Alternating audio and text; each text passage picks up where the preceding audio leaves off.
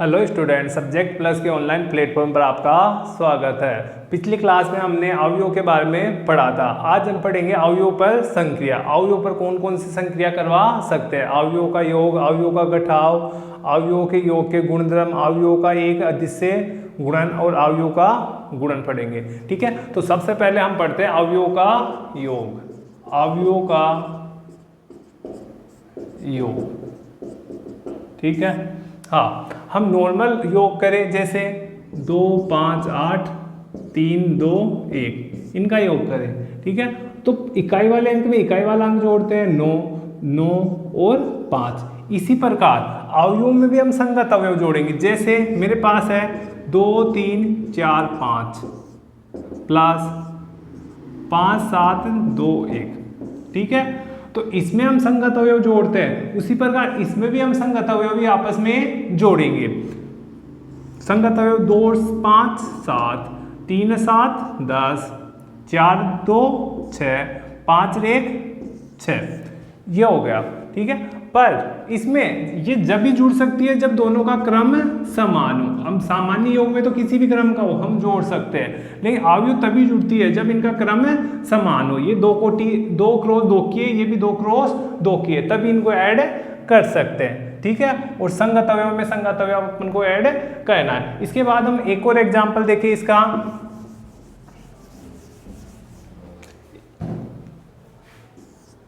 3, 2, 5, 1, -1 और 3 प्लस ये है मेरे पास 2 क्रॉस 3 की। तो एक दूसरी मैट्रिक्स और ले ली मैंने 2 क्रॉस 3 की, तो वो हो गई 4, 2, 1, 5, 7, -3, ये ले ली। अब इनको ऐड करना है। वही संगत अवयव में, ये भी 2 क्रॉस 3 की है, वही संगत अवयव में संगत अवयव ऐड करना है। तो संगत अवयव में संगत अवयव ऐड कर दो। 3 में 4 ऐड हुआ तो 7, 2, 2, 4, 5, 1, 6, 1, 5, 6, माइनस का 1 और 7, 6, 3 और माइनस की 3, 0। इस प्रकार हम दो मैट्रिक्सों का योग कर सकते हैं। इसके लिए शर्त है कि दोनों का क्रम समान होना चाहिए। उसके बाद संगत अवयव में संगत अवयव ऐड होता है। इसके बाद हम देखें अवयव का घटाव। अवयव का घटाव देखते हैं। अवयव का घटाव भी वैसा का वैसा है। अब इसमें घटाव हो जाएगा, प्लस की जगह घटाव आ जाएगा।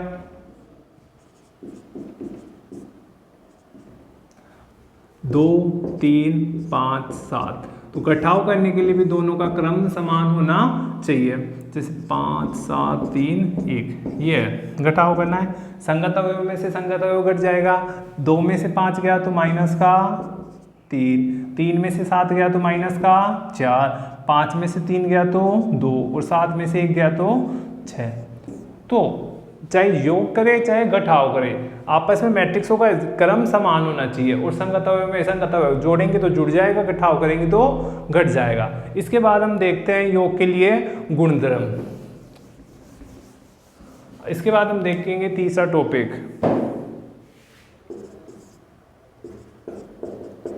योग के लिए गुणधर्म। पहला गुणधर्म, पहला है अपने पास क्रम विनिमयता। क्रम विनिमयता, क्रम विनिमयता का मतलब क्या होता है? क्रम विनिमयता का मतलब होता है जैसे ये मैट्रिक्स है A, इसमें ये मैं दूसरी मैट्रिक्स जोड़ूं B, या पहले B में जोड़ दूं A, दोनों आपस में इक्वल आए तो ये नियम क्रम विनिमय यानी योग के लिए मैट्रिक्स क्रम विनिमय कहलाती है। ये अपन सोल्व करके देखें। जैसे 2, 3, ये तो A है, 5, 1, 2, 3, 1, इसको सोल्व किया तो कितना आ गया? 3, 5, 4 और 6। अब चाहे पहले इसको लिख लूँ तो कितना आ जाएगा? 1, 2, 3, 1 प्लस 2, 3, 1, 5। तो अब जोड़े तो वही 3, वही 5, ये कितना हो गया? 4 और 6, दोनों आपस में समान आ गई।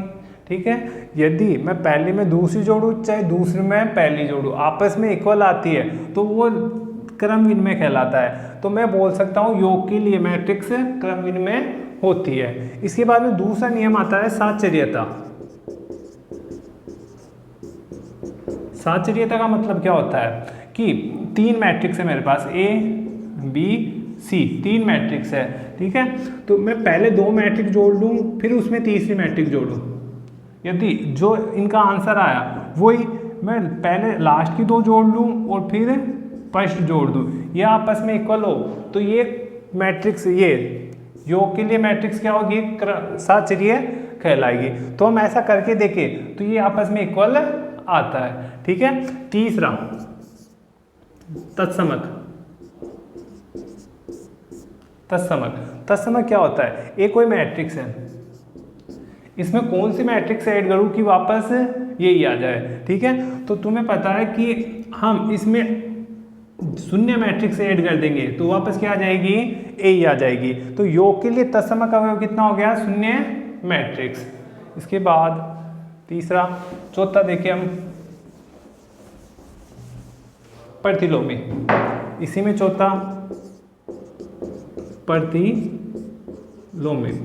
अब ए कोई मैट्रिक्स है, अब ए मैट्रिक्स में कितना जोड़ूं कि शून्य मैट्रिक्स आ जाए। शून्य मैट्रिक्स का मतलब तत्समक है मैट्रिक्स आ जाए, ठीक है। तो इसकी ऋणात्मक मैट्रिक्स में इसमें जोड़ दूंगा तो वो इसका क्या हो जाएगा, प्रतिलोमी। यानी किसी भी मैट्रिक्स का अपन को प्रतिलोमी पूछे तो उसकी ऋणात्मक मैट्रिक्स ही उसका क्या हो जाएगा, प्रतिलोमी। इसके बाद में हम देखें अवयव का एक अदिश्य गुणन। किसी अवयव का, चौथा टॉपिक देखते हैं हम, चौथा टॉपिक अवयव का एक अदिश्य गुणन। ठीक, एक अवयव मेरे पास ए अवयव है 3 2 1 5। इसका किसी अदिश्य यानी एक राशि से मल्टीप्लाई करना है। अब मेरे को इंटू करना है 5 से, तो ये 5 ही हो गया। तो यहाँ पे आ जाएगा 5 3 2 1 5।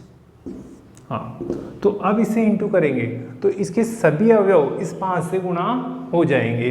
तो इसका आंसर आ जाएगा 5 से इसको इंटू करेंगे 15, ये कितना हो जाएगा 10, ये हो जाएगा 5 और ये हो जाएगा 25। यदि हम उनको कॉमन भी लेना है इसमें से तो सभी अवयवों में से कॉमन आता है, ठीक है। इसके कुछ नियम है, जैसे 2 अदिश राशि है उनको ए से इंटू करना है, एक मैट्रिक्स से इंटू करना है। 2 अदिश राशि है उनको मैट्रिक्स से इंटू करना है, या तो जोड़ के इंटू कर दो या पहले इंटू कर लो मैट्रिक्स का फिर उनको जोड़ दो, ठीक है,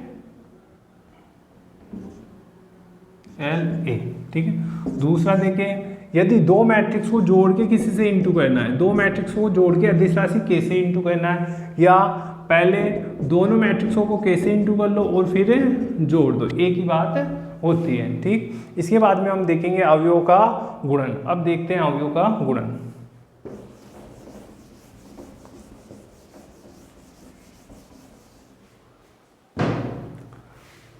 पांचवा टॉपिक है अवयव का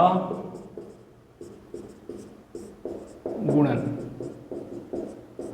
2 अवयव का गुणन, ठीक है। इसमें हम देखें 3 2 1 5 क्रॉस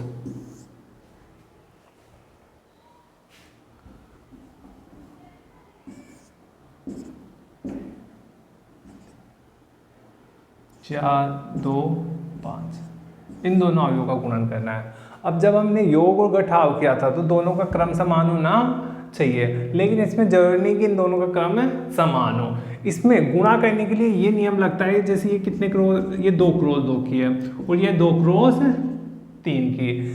फर्स्ट वाले की स्तंभों की संख्या सेकंड वाले की पंक्तियों की संख्या के बराबर हो तो आपस में हम इसको गुणा कर सकते हैं, अन्यथा इसको गुणा नहीं कर सकते, ठीक है। हमको ये ध्यान रखना है इसकी पंक्तियों की संख्या और इसके स्तंभों की इसकी स्तंभों की संख्या और इसके पंक्तियों की संख्या आपस में इक्वल होनी चाहिए। और जो नई मैट्रिक्स आएगी वो किस क्रम की आ जाएगी, 2 क्रॉस 3 की। अब मल्टीप्लाई कैसे करते हैं, इस पंक्ति को इस स्तंभ से, फिर इस पंक्ति को इस स्तंभ से, फिर इस पंक्ति को इस स्तंभ से। जैसे नॉर्मल गुणा भी करते हैं अपन, जैसे मैं करूं 68 को 3 से, अब ये अवयव पहले इससे, एक और अवयव ले ली इसमें 13 से, ये अवयव पहले इससे फिर इससे, ये अवयव पहले इससे फिर इससे, इसी प्रकार ये पंक्ति पहले इससे फिर इससे फिर इससे, फिर ये वाली पंक्ति इससे इससे और इससे।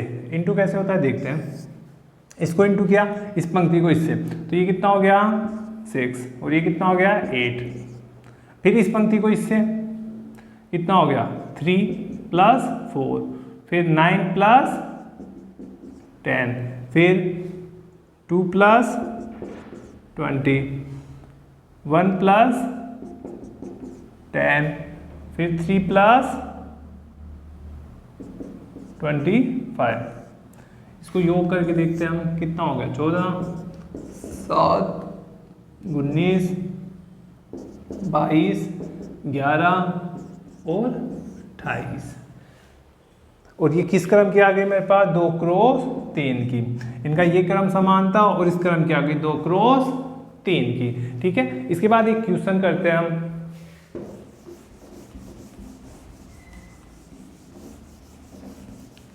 जैसे मेरे पास 2 अवयव है, ए अवयव है, ए अवयव है मेरे पास 2 क्रॉस 3 क्रॉस 2 की।